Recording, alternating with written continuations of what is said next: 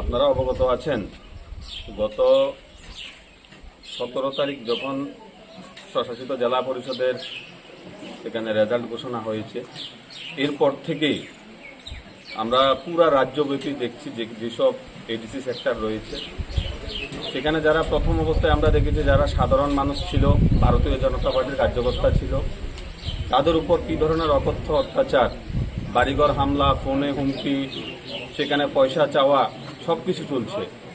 অপরদিকে আপনারা দেখতে পাচ্ছেন গত বেশ কয়েকদিন যাবৎ আমাদের যে দলীয় কার্যালয়গুলি রয়েছে সেখানে মুথার নেতৃত্বরা বিভিন্নভাবে উস্কানি দিয়ে যুবকদেরকে সেখানে আমাদের যে দলীয় কার্যালয় আছে সেগুলোকে ধ্বংস করছে, অগ্নিসংযোগ করছে। যেখানে মহারাজা প্রদ্যুৎ কিশোর যাদের সুপ্রিমো, উনি বারবার বলছেন থানসা, আজকে একটা গড়িয়ার দিন, গড়িয়া পূজা হচ্ছে, জনজাতিদের আবেগের বিষয়। সেখানে এই যে অবস্থা, ভারতীয় জনতা পার্টিতে সবাই মিলে আমরা একত্রে কাজ করি, সেখানে উন্নয়নের পাশাপাশি আমরা শান্তি স্থাপনের প্রচেষ্টা করি।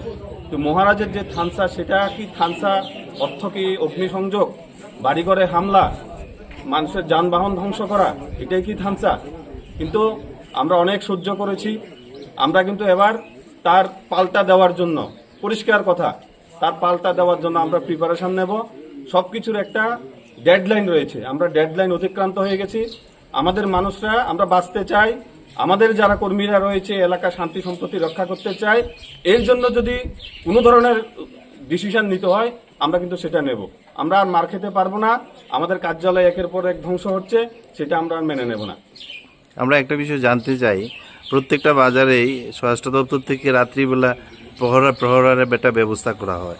এই গতকাল বনকুল বাজারে দলীয় কার্যালয়ে এইভাবে অগ্নিসংযোগ হলো, পুলিশ কি করলো বা যারা পাহারা দিচ্ছেন তারা কি করলো, এই বিষয়ে কি বলবেন? আসলে পুলিশ প্রশাসন তো ওনারা কাজ করছেন, ওনাদের ব্যাপারে আমি এখানে বলতে চাই না, যেহেতু এটা সরকারের বিষয়। তো আমরা সাংগঠনিকভাবে